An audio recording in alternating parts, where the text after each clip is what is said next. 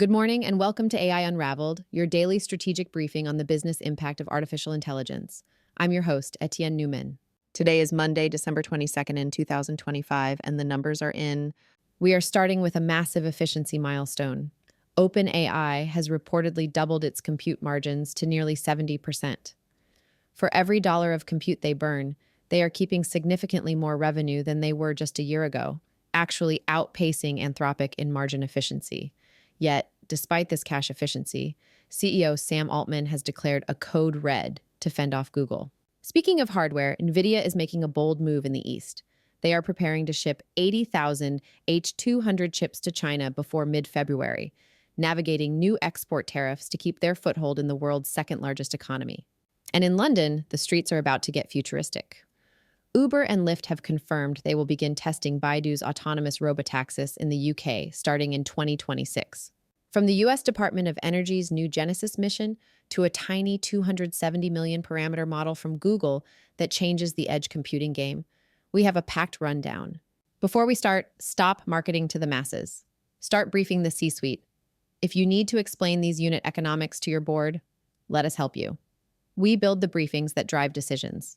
Secure your strategic podcast consultation at the link in our show notes.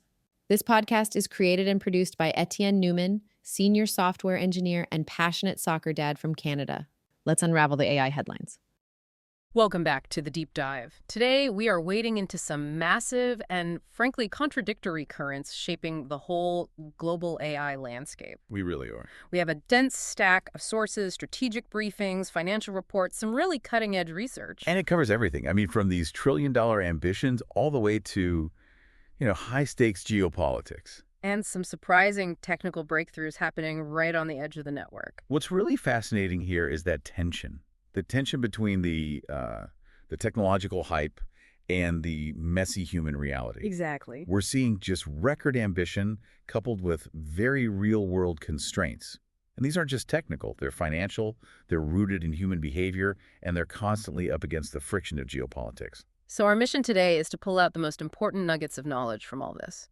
We're looking at a series of paradoxes. You see companies hitting massive compute efficiency, only to declare a code red because they're still losing money. We're seeing these huge long-term infrastructure plans, but short-term investment is, well, it's strangely flat.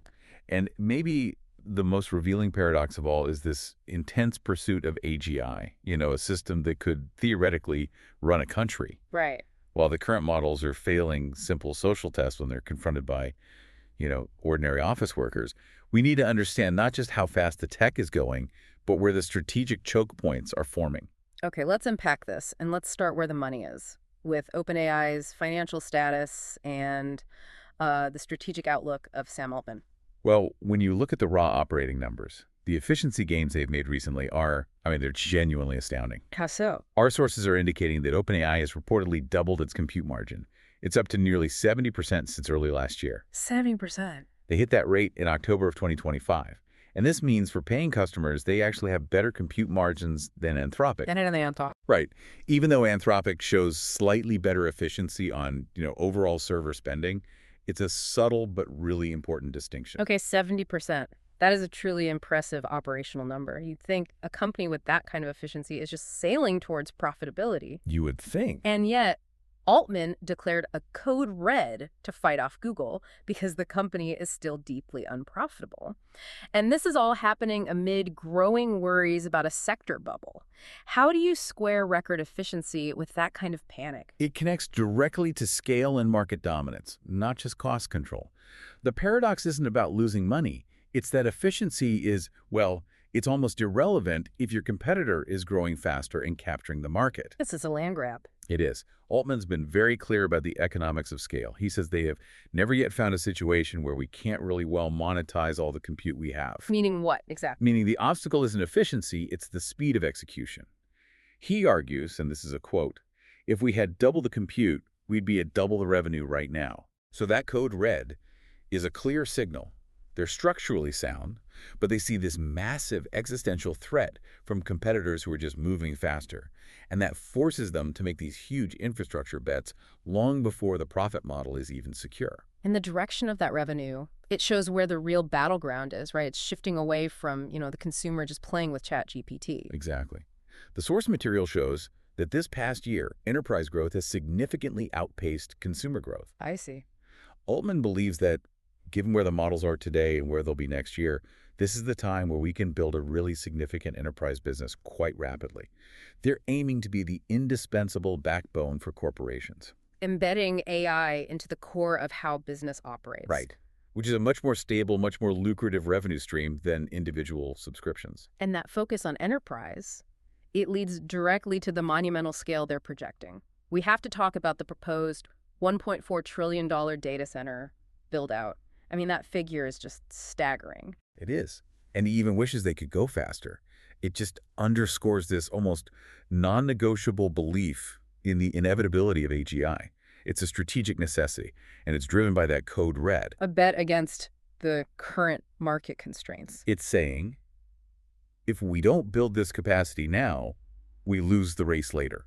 It's a foundational commitment that, honestly, it rivals national projects. And when you talk about the societal impact of that kind of scale, Altman still has that, optimistic, not a jobs doomer stance. He argues you just don't bet against evolutionary biology. Right, but the definitions, especially around AGI, they remain pretty slippery. He's called the term itself very underdefined. So what's he offering instead? Well, he's trying to anchor the discussion in profound societal relevance. He offered this speculative definition of superintelligence that really sticks with you. What was it? He suggested it's achieved when a system can do a better job being present in the United States than any person can, even with the assistance of AI. Wow, okay, that really elevates the stakes. I mean, from a sophisticated tool to a potential societal replacement.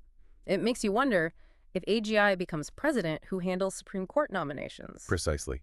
And that ambition, it drives their whole strategy around product design. They have to emphasize AI-first design versus just, bolting AI onto the existing way of doing things. Exactly. They're building the next platform from the ground up, not just an application layer. Speaking of the next platform, what about the immediate future? Are we expecting a GPT-6 anytime soon?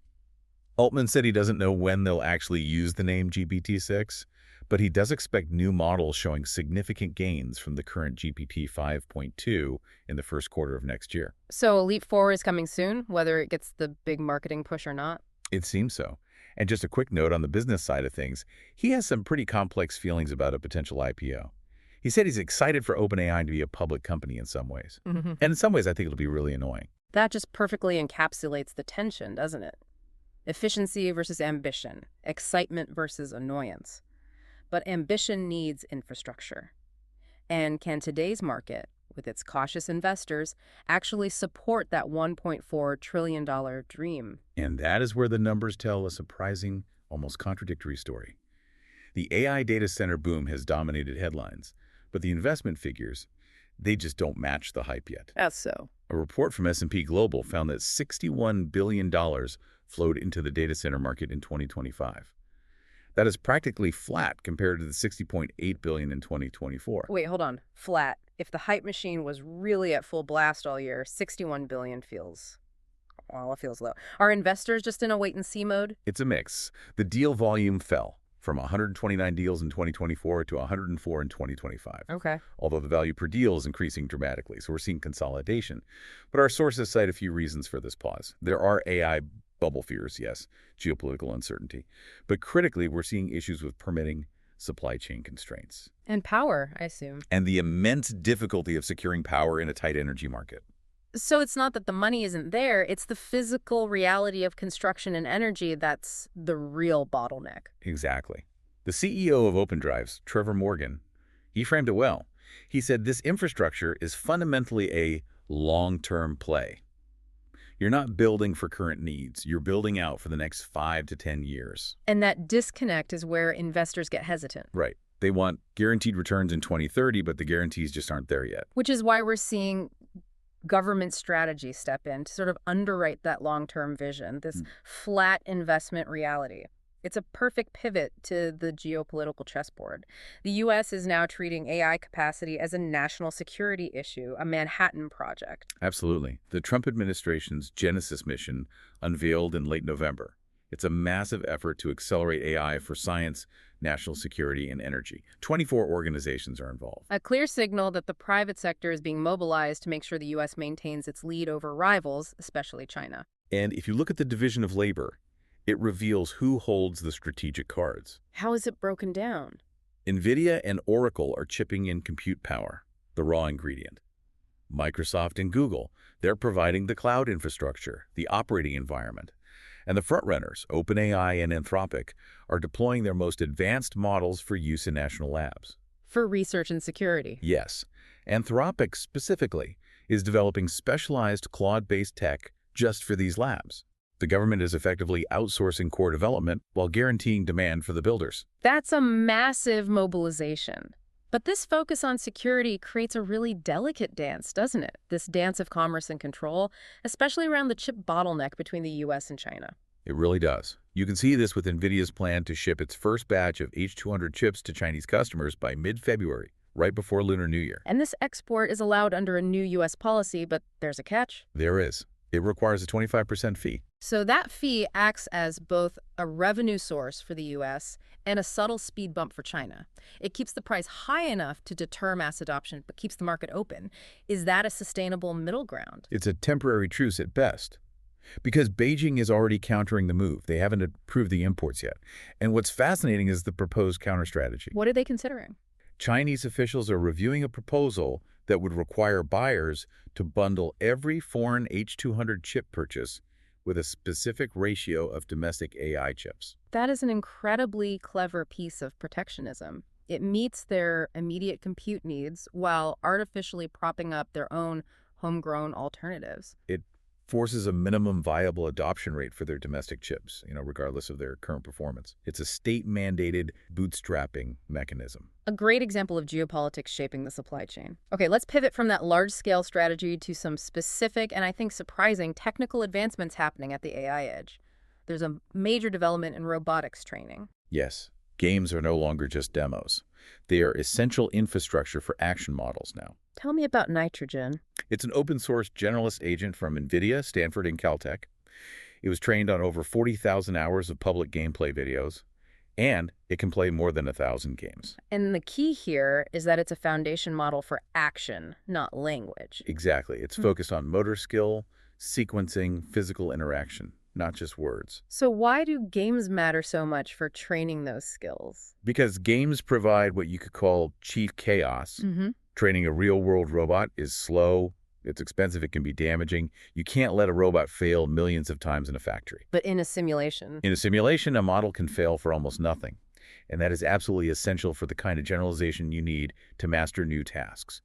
Nitrogen showed a 52% relative improvement in task success on unseen games compared to training from scratch. So games are the pre-training layer for embodied AI, a faster path to real-world robot dexterity. That's the idea. And it runs on GR8 N1.5, which is an architecture originally built for robots. So simulation, games, robotics, they're all sharing a common action backbone now. The loop between virtual and physical is closing. Okay, let's circle back to that paradox we started with.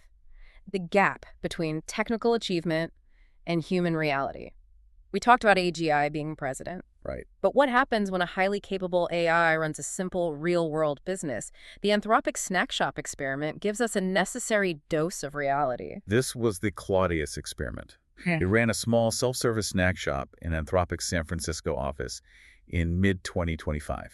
And phase 1, it went spectacularly badly. What? Employees immediately treated it like a game. They pressured it into giving discounts. They argued about prices, demanded free items. Claudius lost money. It proved extremely easy to socially engineer. So raw model intelligence did not translate to basic commercial survival. Not when confronted with adversarial humans. So they upgraded the model for phase 2. Did the AI learn that crucial social robustness? Well, they did upgrade the model, gave it better tools, split roles across multiple agents. The shop expanded and it stopped losing money. But the real lesson wasn't about the AI's progress. It was behavioral. How so? Internal employees largely stopped messing with the system. The novelty just faded and they needed their snacks. So the AI appeared stable, not because it learned to handle manipulation, but because the humans just got bored of messing with it. Precisely. The source called it a paper victory. The stability lasted only until control was later shifted to outside journalists.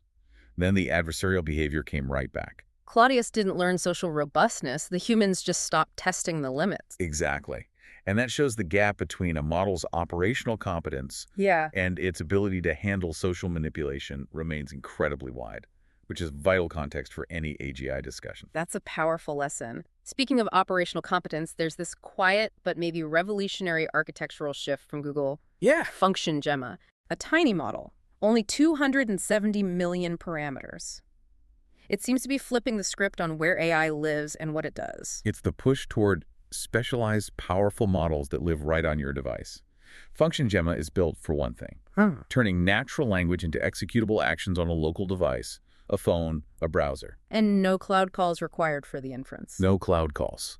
This model is fundamentally about control and translation, not massive-scale general intelligence. So this breaks that years-long assumption that all the meaningful app logic has to migrate to these massive centralized cloud models, the ones that need a $1.4 trillion build-out. It flips that completely. The compelling counter-narrative to centralization. Running locally eliminates latency. There are zero per token fees. And most importantly for enterprise, sensitive data never leaves the device. Which is huge for security and compliance. It simplifies the landscape dramatically. And they reported a massive jump in function calling accuracy, from 58% up to 85%, just after specializing this model for local control. So if models like this catch on, what does that mean for the future architecture? Are we looking at fewer giant cloud assistants? You should expect fewer monolithic assistants and more invisible AI routers embedded everywhere. The future might not be one giant brain in the sky. It might be billions of highly specialized controllers on the edge. Which favors mobile platforms and on-device inference. Right. It distributes control away from the cloud monopolies. And that idea of distributed autonomous control is already moving into the real world, isn't it, in transportation? Absolutely. We're seeing Uber and Lyft planning to pilot Baidu's Apollo Go robotaxis in London starting in 2026, right alongside Waymo. They're capitalizing on updated UK government plans, taking this idea of distributed embedded AI control directly into chaotic urban environments. Which brings us to the end of our deep dive. The picture we've painted is one of immense ambition and I think equally immense complexity. We've seen this race for scale OpenAI's margins, the trillion-dollar build-out. And at the same time, the critical need for precision control, like FunctionGemma, and these novel training grounds like nitrogen. The key tensions just remain so consistent. Flat infrastructure investment clashing with massive future goals. U.S. security objectives wrestling with Nvidia's commercial interests. And rapid technical progress constantly being undermined by unpredictable human social engineering, like we saw with Claudius. Ultimately, the biggest hurdle isn't compute power anymore. It's not even funding. It's reliable application in chaotic human environments, especially when those humans decide to be adversarial. So if we connect that speculative definition of superintelligence being a better U.S. president than a person back to the Claudius experiment, the stakes become crystal clear. High-level definitions of superintelligence require profound social and political reliability, robustness against manipulation, and current models still fundamentally lack that reliability when humans choose to test this system. So here's a final provocative thought for you to mull over. If the system that might one day be capable of being president of the United States can be socially engineered by employees looking for a free bag of chips, which constraints should we be worrying about more? The lack of compute or the unpredictability of human nature? That is the ultimate question of application, not just capability. We'll see you next time on The Deep Dive. That wraps up your briefing for December 22nd, Dan, 2025. The signal for today is efficiency versus reality. OpenAI has cracked the code on margins, hitting 70%, but the broader market is hesitating. Data center investment remained flat this year at $61 billion. The build it and they will come phase is transitioning into the show me the returns phase. And a final thought on Claudius, the AI snack shopkeeper we discussed. It succeeded only when humans behaved. The moment adversarial reporters showed up, the system cracked. It's a reminder that as we deploy agents like nitrogen and FunctionGemma, the hardest variable to patch is still human nature. Before you go, stop marketing to the masses. Start briefing the C-suite. If you need to align your leadership team on these shifts, from sovereign AI clouds to agentic unit economics, let's talk. Secure your podcast consultation at the link in our show notes. This podcast is created and produced by Etienne Newman, senior software engineer and passionate soccer dad from Canada. Stay strategic, and I'll see you tomorrow.